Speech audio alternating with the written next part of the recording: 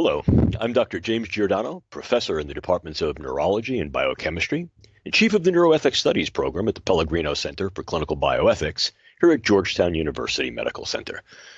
Our ongoing work in the center has focused on those ways that neuroscience and technology, somewhat colloquially referred to as neuro-S&T, engages a whole host, a variety of different applications across the spectrum, from not only what's viable in medicine, but ever more what's become part of public life. Our capabilities in neurosciences in many ways are being seen as bold, literally bold, going bravely sometimes where we haven't gone before. But the question is, do we have an ethical system that's able to deal with the arising issues, questions, and problems as neuroscience becomes ever more not only tenable, but part of the trajectory and realizable on the 21st century world stage?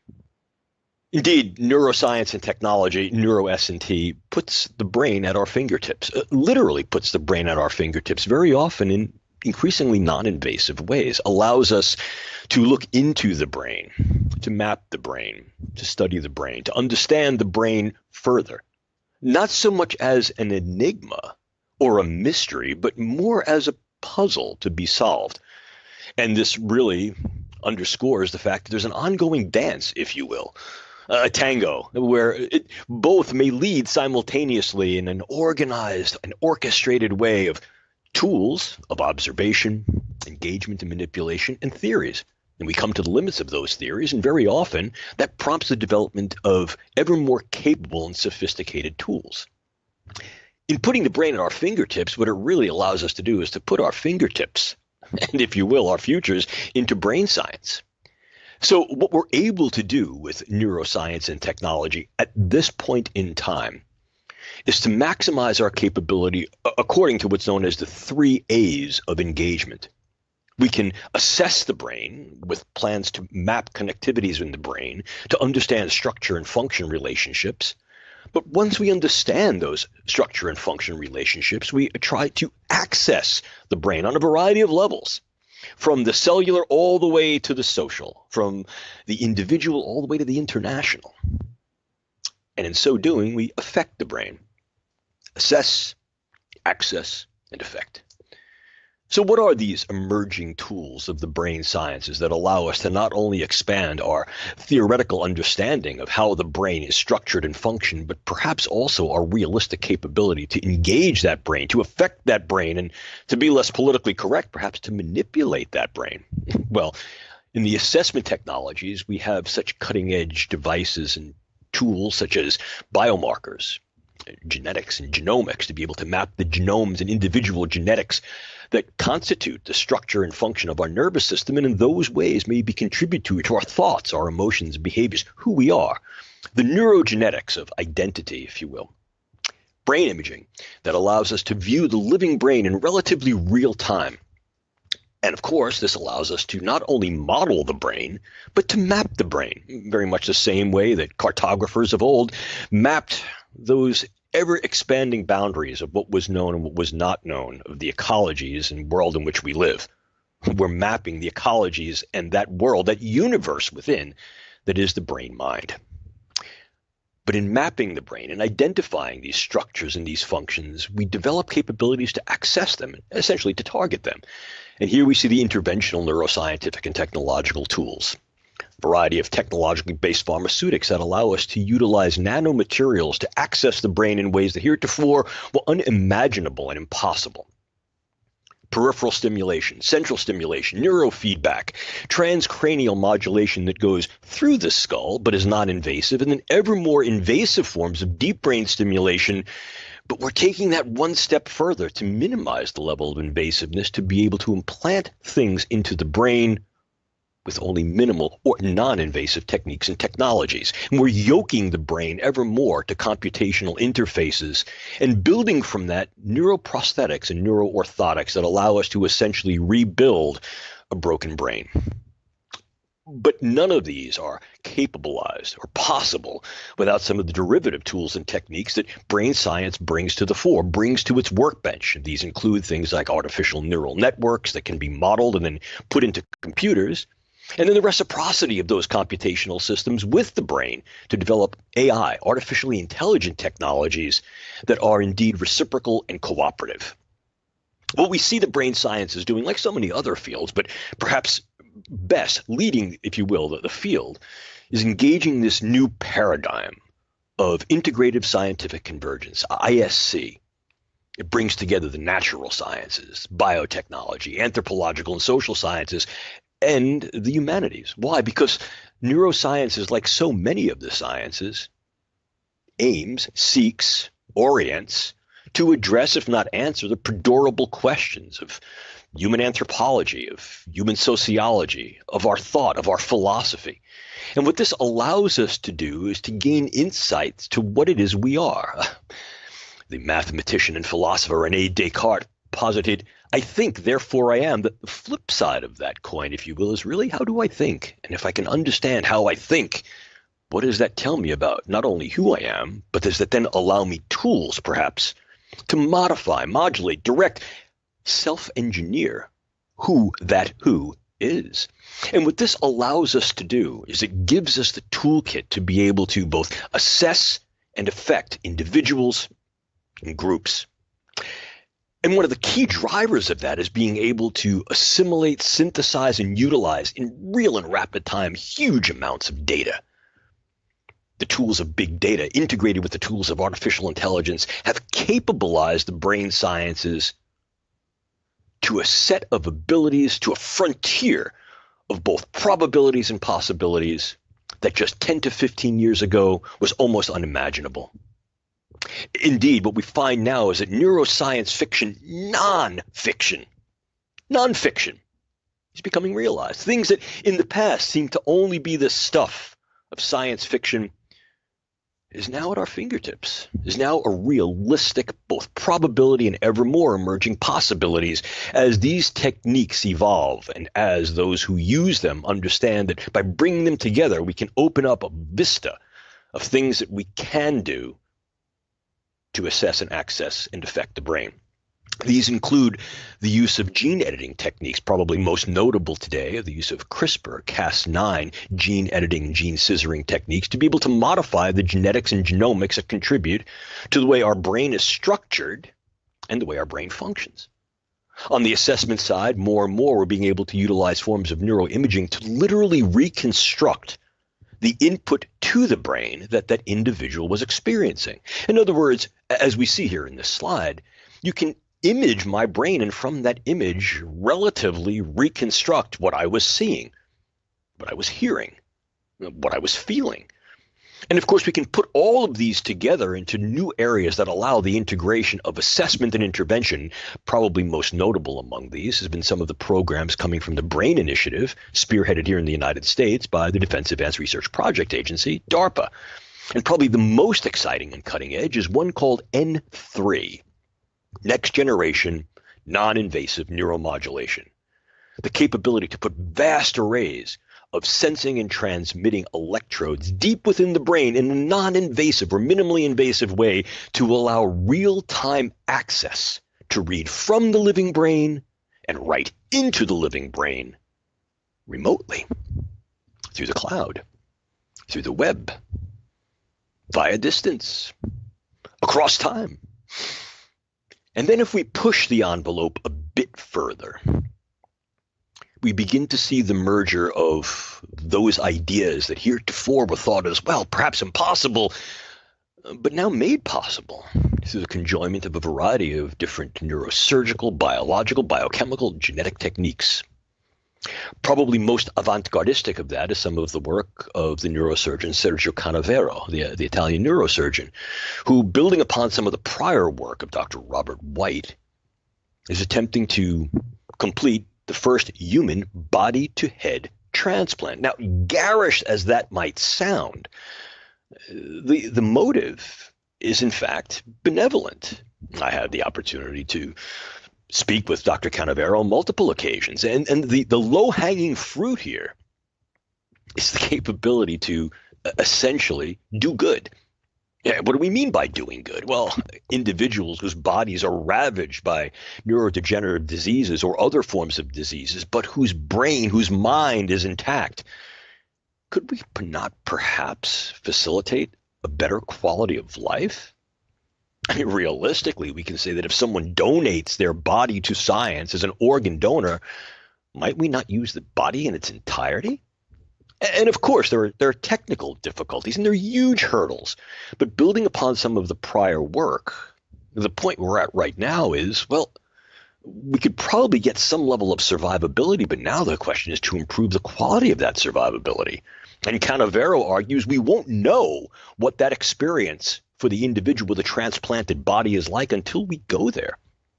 And yes, there are those who push back strongly on the ethical front and say, oh, it's dripping with the yuck factor. But there's plenty of things in medicine that are dripping with the yuck factor.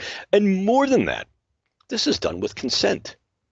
And this is not a small queue of individuals who want to be, if you will, the first neuronaut to boldly go, literally boldly go, where no one has gone before. This may even be seen as a learning exercise. What is it like to have a new body? What is the essence of self? What is the identity that comes as a consequence of that? A bodily set of experiences that are now being processed by a brain. But this isn't fiction. This isn't just some rhetorical exercise. These are things that are actually possible in today's world of neuroscience. The domains of application certainly include medicine, as we see, neurology, neurosurgery, psychiatry, rehabilitation, pain medicine. Paraclinical domains as well, occupational issues and preventive medicine, working essentially before something goes wrong on healthy people to keep them healthy, occupationally protected, and enabled. And now some may say this opens the door, or the proverbial Pandora's box, for discussions of what constitutes treatment or enhancement. But so much of what is preventive is focused upon keeping individuals off the slope, slippery or otherwise, of being made vulnerable to injury, disease, or simply the frailties of human existence. We have to ask then, how far do we go? How far should we go? And if we're asking how far we should go, please understand that throughout human history, virtually any of the emerging tools and techniques that we have used have been put to work for agendas and initiatives of national security and defense. And brain science is no different.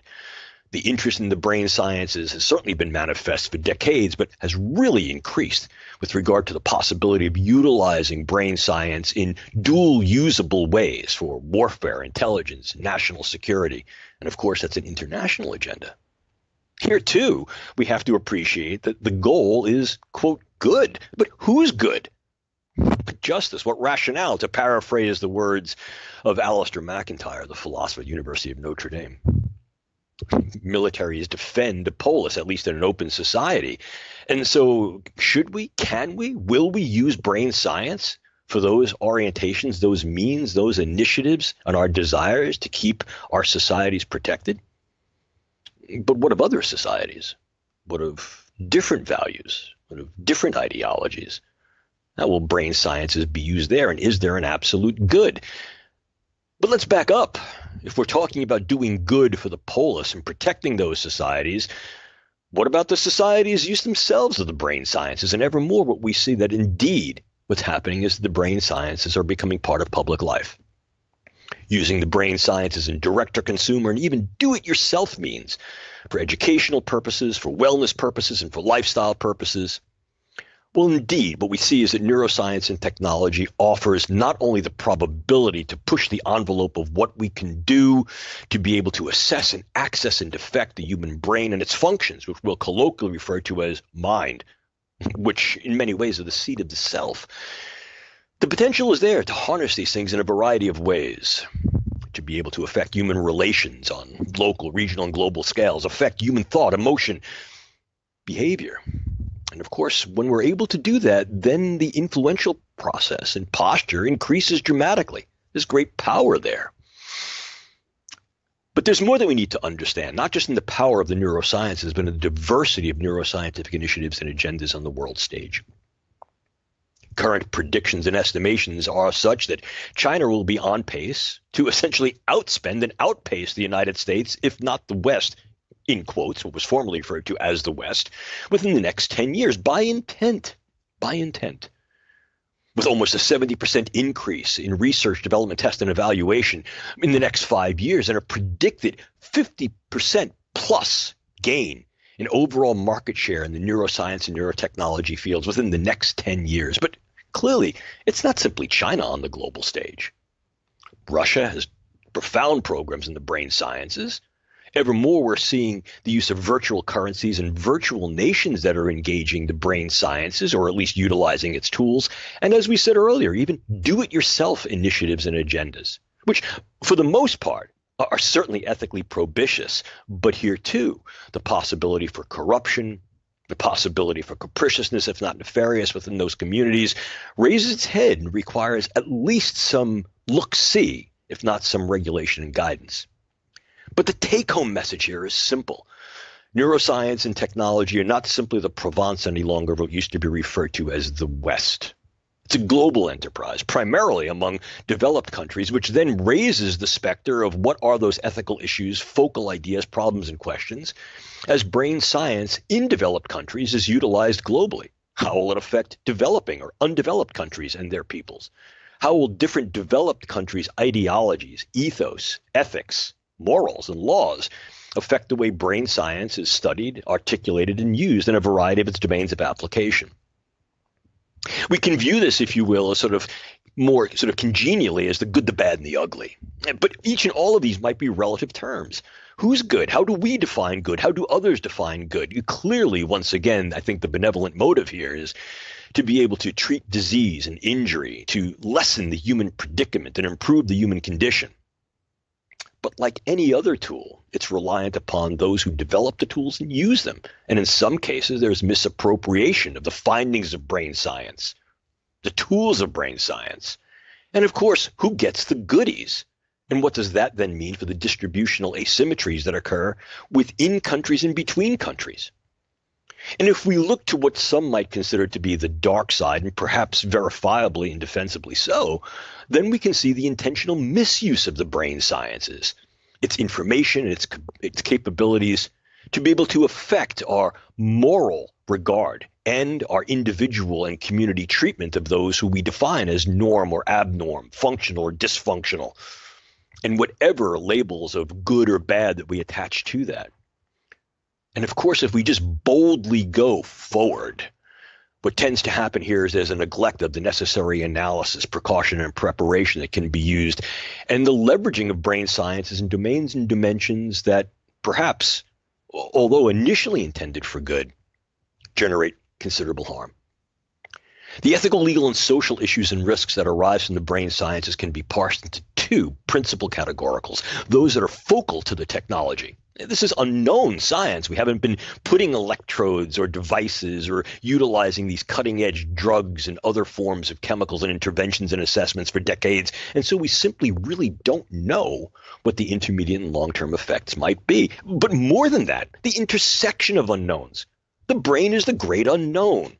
It is, in fact, in many ways, what the cognitive sciences David Chalmers refers to as the hard question or hard problem, not only of neuroscience, but perhaps of the human condition.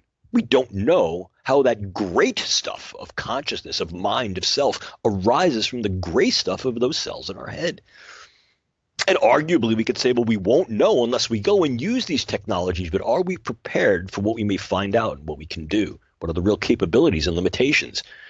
What is the validity and viability of uses of not only the information, but the actual skills, the technologies? What happens if the technology runs away from us, or what is sometimes referred to as incurs a Wechselblad effect? In other words, we change nature in ways that have not been changed before as the engineers of our own evolution, only to create something, if you will, of a neurological golem that rises up, and suddenly when we pick our heads up from the proverbial workbench, we must ask ourselves, what have we done? Neuroscience doesn't occur in a vacuum, certainly not a social vacuum. None of science does. And as soon as we engage and understand that social milieu is important to what drives neuroscience and how those projects of neuroscience can be used in various social iterations, agendas, and iterations, then clearly then we see a whole host of potential questions. Is the brain-mind an inviolable space? Should we not continue these levels of profound and ever more sophisticatedly detailed assessments? What about autonomy? Certainly, we can say that individuals' informed consent affords them the negative right of refusal that upholds their autonomy, but how informed can we be? And in fact, we're losing control of where the techniques, technologies, or even the data that is derived from them is held, the provenance, their custodianship. Well, what are we consenting to? And will there be the necessary contingencies, as our group at the Pellegrino Center has argued for years, that consent demands at least explicit transparency of whether or not there will be continued research in clinical care? After all, if we're asking people to walk the wire of the neurosciences, we should tell them if there's a net underneath them or not. And that brings us down to issues of social awareness and understanding and what really does constitute treatment, protection, enhancement. And this gets back to the idea of the fact that neuroscience is now a global enterprise that entertains differing values, histories, norms, pluralities, and diversities of the 21st century world stage. Not only in terms of how we will use the brain sciences and what we will study and choose not to, and what those research methods may mean and what they actually articulate, but then ultimately what is produced and who will get those things and what will they be used for, what uses. And here we have to confront once again the idea of dual use. It's a balancing act. Our group over the past 15 years has been dedicated to trying to understand the possibility, if not plausibility, of utilizing a new approach to neuroethics. It combines a variety of different kits, a variety of different tools to create a more globally relevant, internationally capabilized neuroethics. It must appreciate cultural diversity on the global stage of those different groups, cultures, societies, and politics that are researching brain sciences and putting it to use, and how the uses of those brain science are then being, in fact, articulated on the contemporary 21st century environment. It also has to examine and identify and respect local needs and values. In other words, create community canvases from this palette of diverse ideologies and ethics that we must appreciate. But where it gets very, very difficult is where there may be differences, non-alignments, non-consensus of what those ideologies, values, and ethics may inform. And so what we're left with is something of the naturalistic question. What is and what ought to be in the brain sciences? And clearly what we understand of this is that science and technology, brain science and technology, and ethics provide tools, insights, and understandings that allow us to look into the brain. And in that way, perhaps neuroethics might be something neuroethical. By understanding the way we as humans engage the cognitive and emotional processes of what morality and ethics is, we might be able to gain better insight to how to use morality and ethics when regulating and guiding the brain sciences. But I think we have to appreciate two very important quotes. One from the historian of science, Bruno Latour, that science doesn't necessarily bring answers. It only deepens and makes ever more profound the questions. And Goethe, who said that science asks what, philosophy asks why, but ethics guides us how. And so the take-home message is, how will we in fact engage this new ethics? If brain science is boldly going, then we're going to need neuroethics that's brave. And I mean literally brave. That doesn't mean fearless. That means appreciating that there are things to be feared and engaging that terrain anyway, and doing it through a variety of processes that bring people together in more of a synthetic ethics. Neuroscience and technology is a multinational enterprise. This necessitates and acknowledges at least respect, if not complete sensitivity and appreciation of cultural similarities and dissimilarities. These non-identicalities in culture can create very distinct modes, means, and articulations of research, development, testing, and use of the brain sciences. And what this then does is opens the door for what may be research tourism or medical tourism. In other words, accessing different ecologies, different cultures, different political engagements so as to be able to get certain things done in research and or perhaps medical practice. Boutique brain science. What will we do with that? In one way, it can lead to very, very different balances of power scientifically, economically, intellectually, And this may create hegemonies, what the French philosopher Michel Foucault referred to as biopower and biopolitics. And as soon as we begin to talk about power and politics, we need to be aware of how the global stage will draw back its curtains and allow us to view the evolving play of neuroscience, and how will we both produce and direct that play. Ethics informs policy. Ethics must be about the enterprise, and ethics and policy must be temporally relevant and responsive. Like the science it seeks to guide, it must remain self-critical and self-revising. It should be dialectic and strive towards cooperation, and in some cases, some level of competition, what is sometimes referred to as co-opetition, recognizing that competition is part of the human condition, but being cooperative in these enterprises may allow us some level of not only synthetic ethics, but syncretic ethics, where various beliefs are brought together in a way that allows consensus and domains of dissensus. What will the neuroethics be? Well, what can be done is certainly bold, without question. The questions are, what should be done? And how brave will we be in trying to get this done? Because the thing we don't want to do is to use the science and technology to iteratively unravel the Gordian knot of the brain-mind, only to open a can of worms with the way we regard and the way we use the things that we find and the things that we can do. And so very often in many of the lectures that I give about the brain sciences, I relate back to a personal story, one of my dad, and I'll do so again unapologetically here. My dad was an engineer. He was a nautical engineer. And he liked to fiddle with things, and he liked to use tools. And one of the things he taught me to do, a sort of father and son activity when I was a kid, was to build things and repair things. That's something I still like to do in my spare time. My dad was a good teacher. He used to bring home a new tool a month. The first Tuesday would be New Tool Tuesday. So I'd get to learn an awful lot about tools, and we'd spend the next month doing that. Well, I remember I was about 10 years old, and we'd been doing this gig for about 4 years. So I had a pretty good toolkit under my proverbial belt. And Dad comes home with a new tool one Tuesday, and I was so excited. I remember I grabbed it. I was going to go running down to our workbench to work on our project. My father put his hand on my shoulder, and he said, "Jim, slow down. Measure twice, cut once. Because sometimes you can't take back what you do with your tools." Wow, Dad. What a great adage for the brain sciences and for neuroethics. We need to measure twice before we make certain cuts of what we allow ourselves to do or not to do in the brain sciences. And we certainly need to measure twice the way we develop a new neuroethics that's going to be ever more globally capable. It's a challenge and it's an opportunity. It's an exciting field and an exciting time. And I thank all of you for spending this time with me. If you want some more information about what my group is doing over the past 10 years and where we're headed, I provide this for you here. And if you wish to get in touch with me, please feel free. I welcome your comments. I welcome your contact. And you can reach me at james.giordano@georgetown.edu. Thank you for your time.